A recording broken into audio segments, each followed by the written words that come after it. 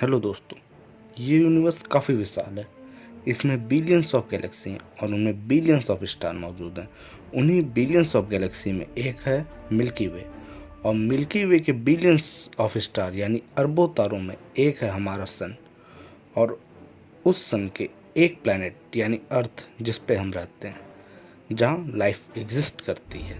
तो दोस्तों, क्या ये अजीब बात नहीं है कि अरबों गैलेक्सीज के, अरबों स्टार्स के, अरबों प्लैनेट में केवल एक ही जगह है जहां लाइफ एग्जिस्ट करती है। इस बात पे शुरू से साइंटिस्ट कम्युनिटी में अलग अलग मत रहा है।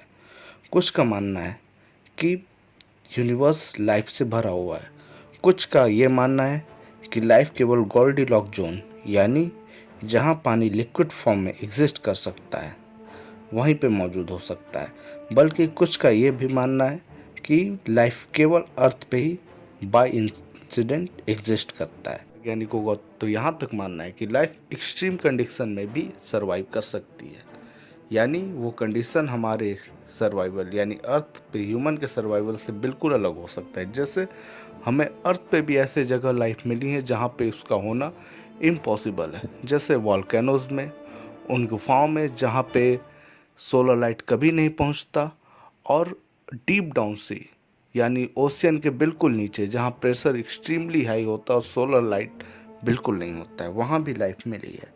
तो साइंटिस्टों का मानना है कि लाइफ हमें यूनिवर्स में ऐसे जगह भी मिल सकती है जहाँ हम उसकी कल्पना नहीं कर सकते हैं।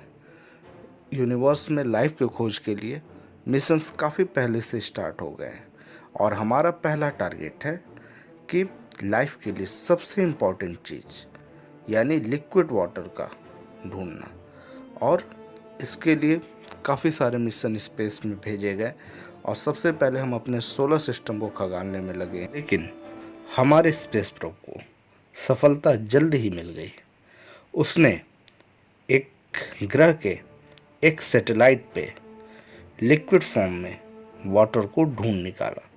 वो ग्रह था जुपिटर और उसका सैटेलाइट था यूरोपा, और इस बात की पॉसिबिलिटी को बढ़ा दिया कि लाइफ हमारे सोलर सिस्टम में अर्थ के अलावा दूसरी जगह भी एग्जिस्ट कर सकती है। दोस्तों, यूरोपा पे लाइफ की क्या पॉसिबिलिटी है और साइंटिस्टों को इसने क्यों अचंभे में डाल दिया, जानने के लिए वीडियो को अंत तक देखें। Let's go through the unexplained.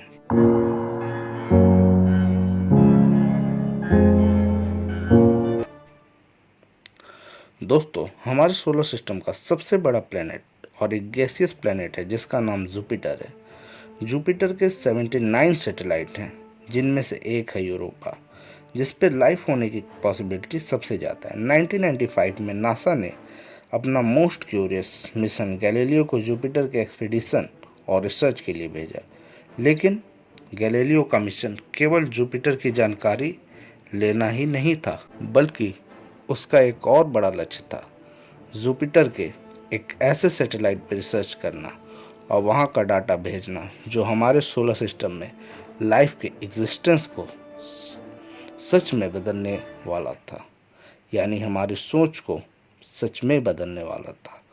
उसने यूरोपा के कुछ ऐसी तस्वीरें भेजी जिसमें साफ साफ रेड लाइन सतह पर दिखाई दे रही थी, जैसे कोई चीज़ बह रही हो। इस आइस से बने सैटेलाइट पे ऐसी चीज़ मिलना काफ़ी चौंकाने वाली बात थी।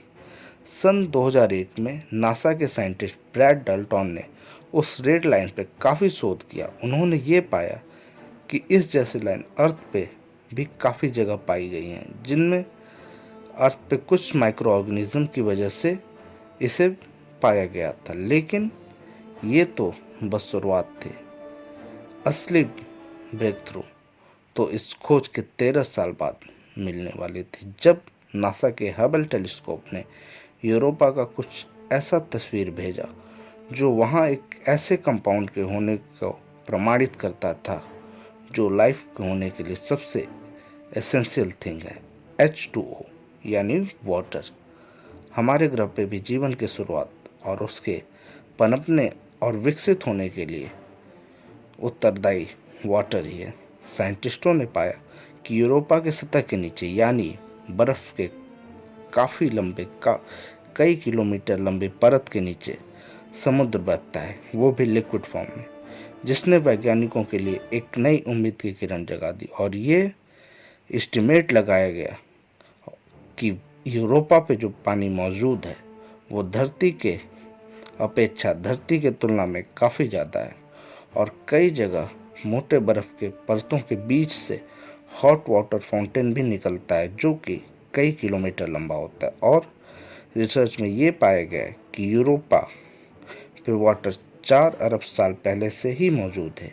ये सभी बातें इस ओर इशारा करती हैं कि शायद यूरोपा पे लाइफ काफ़ी पहले से विकसित हो चुकी होंगी और वो उस माहौल में खुद को ढाल चुकी होंगी, क्योंकि यूरोपा पे वो सभी परिस्थितियां मौजूद हैं जो लाइफ को पनपने और विकसित होने में काफ़ी मददगार हैं। और ये लाइफ के डेवलपमेंट के लिए बेटर प्लेस है। ये बात ज़रूर है कि वहाँ कंडीशन अर्थ से थोड़ा एक्सट्रीम है, लेकिन हमारे अर्थ पे भी लाइफ ऐसे एक्सट्रीम परिस्थितियों में पनप चुका है जहाँ उसका पनपना एक तरह से इम्पॉसिबल है। जैसे डीप डाउन सी, जहाँ प्रेशर एक्सट्रीमली हाई होता है और सोलर लाइट बिल्कुल नहीं होता है। उसी तरह अंधकार केव्स में, अंधकार गुफाओं में, जहाँ पे सनलाइट बिल्कुल ही नहीं होता कि कोई भी चीज़ फोटोसिंथेसिस कर पाए।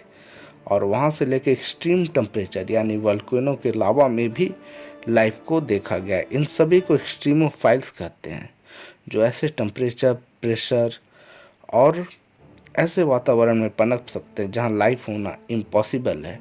इवन अर्थ पे आर्कटिक में भी लाइफ को पाया गया है। तो यूरोपा पे लाइफ क्यों नहीं पाया जा सकता, जबकि वहाँ कंडीशन लाइफ के लिए काफ़ी फेवरेबल है। हो सकता है जीवन काफ़ी वर्षों से यूरोपा पे पनप रहा हो सकता है वो हमसे काफ़ी अलग हों, लेकिन अभी काफ़ी रिसर्च बाकी है और शायद फ्यूचर में एक दिन आएगा कि यूरोपा पे शायद लाइफ को ढूंढ लिया। एक बात मैं विश्वास के साथ कह सकता हूँ कि अर्थ ही केवल वो प्लैनेट नहीं है जहाँ लाइफ एग्जिस्ट करती होगी। मतलब we are not alone in the universe. आज के लिए बस इतना ही। वीडियो अगर अच्छा लगा हो तो लाइक और शेयर करें और चैनल को सब्सक्राइब करें ताकि ऐसे मिस्टीरियस वीडियो आपको मिलती रहे। Thank you for watching.